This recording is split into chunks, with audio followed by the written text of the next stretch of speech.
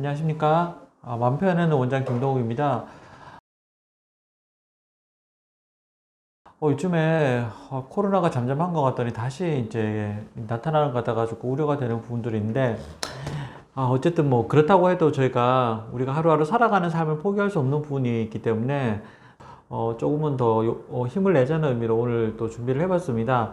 요즘에 저희 외래 오시는 분들 중에 이상하게도 비슷한 형태로 오는 타입들이 있어가지고 아마 그런 부분들에서 이해를 좀 해보면 어떨까 하는 생각에 이제 이번 시간을 마련해 봤습니다.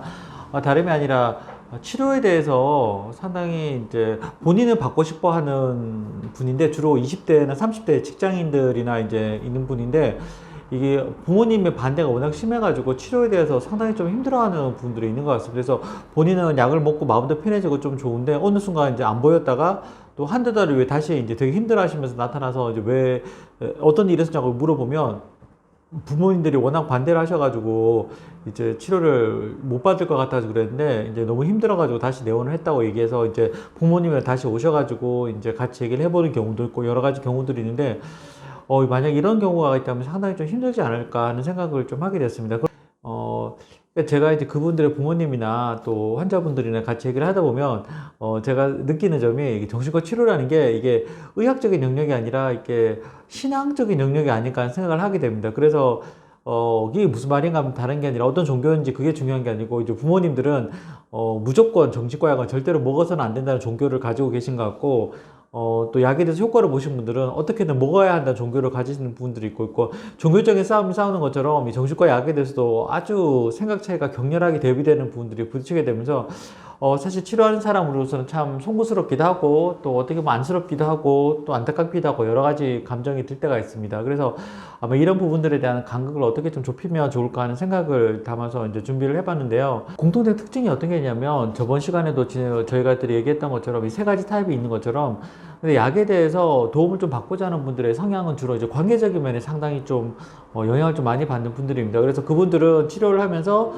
정신과 의사랑 자기 힘든 것도 얘기도 하고, 공감도 좀 받고, 또 약물을 통해서 증상도 조절하고, 그런 부분들을 통해서 상당히 만족해하고 또 안정감을 느끼는 부분들이 있습니다. 그러면서 이제 자존감도 좀 회복하게 되는 부분들이 있는데, 근데 이제 관계지향적인 분들이 대체적으로 이제 정신과 치료에 만족을 한다 그러면, 사실은 그 부모님들의 성향은 지배적인 욕구가 있는 부분들이 상당히 많이 있습니다. 그래서 특히 어머니 같은 경우에도 그 여성이지만 증상에 대해서 지배적인 욕구가 상당히 있을 경우에는, 여성 같은 경우에 제가 볼 때는 지배적인 욕구가 어떤 물건을 던진다든지 소리를 지른다든지 어떤 이런 형태로 나타나는 건 아니고, 자녀분들을 약간 닥달하는 그런 형태로 좀 나타나는 것 같습니다. 그래서 잔소리를 한다든지, 그리고 이제 자기가 원하는 영양제를 끝까지 먹인다든지 어떤 이런 형태로 나타나고요. 그리고 적으로 말씀하시는 게 어떤 형태로든 항상 하시는 말씀이 마음을 강하게 먹고 이겨내야 하는데 왜 약에 의존하느냐, 항상 이렇게 결론이 나는 경우가 많이 있습니다. 그래서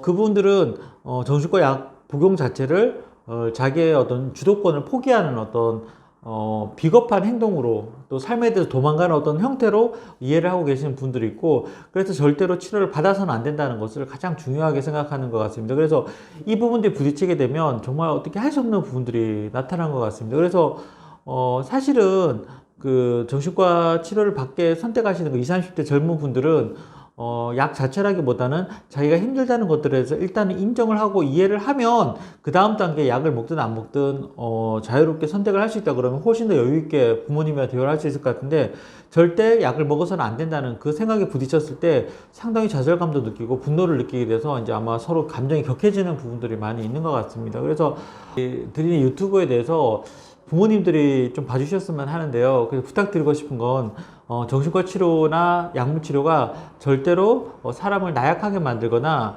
어떤 점점 더 중독으로 만들어서 평생 약을 먹어야 되는 어떤 그런 상태로 만들지 않는다는 부분에서 이해를 좀 해주셨으면 좋겠습니다. 그리고 자녀분들이 정말 진정으로 원하는 거는 단순히 약으로 인해서 증상이 개선되는 부분뿐만 아니라 자기가 힘든 것들에 대해서 어떤 편견이나 선입견, 또 어떤 질책이나 어떤 야단을 치지 않고 조금 힘든 얘기를 할 수 있는 그런 공간들을 원하는 분들이 많다는 것들을 좀 이해를 좀 해주셨으면 좋겠습니다. 그래서 아마 이런 부분들에 대해서 조금만 더 이해를 해주시고 받아주신다 그러면 아마 자녀분과도 얘기하는 부분은 훨씬 더 자연스러워질 수 있을 것 같고요. 그로 인해서 서로 간의 거리감을 좀 좁힐 수 있지 않을까 하는 생각을 하게 됩니다.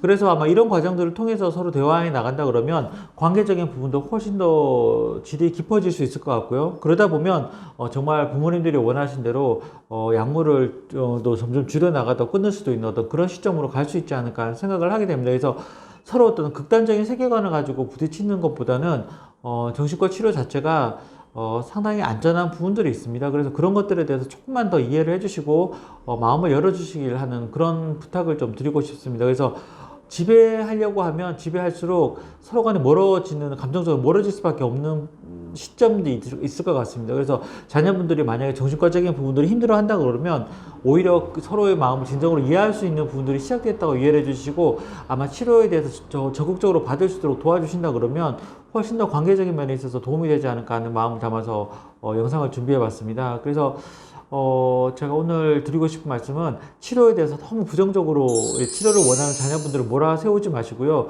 오히려 적절한 치료를 받을 수 있도록 같이 격려하고 또 지켜봐 주시면 훨씬 더 빠른 회복을 가져오시지 않을까 하는 기대를 가지고 말씀을 드리게 됐습니다. 날씨가 이제 정말 더워지고 있는데요. 건강을 조심하시고 또 이제 사회적 거리두기가 지금 계속되고 있는데 아마 그런 부분을 통해서도 서로 코로나 바이러스도 같이 잘 헤쳐나갈 수 있는 어떤 그런 시간이 되었으면 좋겠습니다. 다음 주에도 꼭 저희 유튜브 시청해 주시고요. 좋아요와 구독 꼭 눌러주세요. 감사합니다.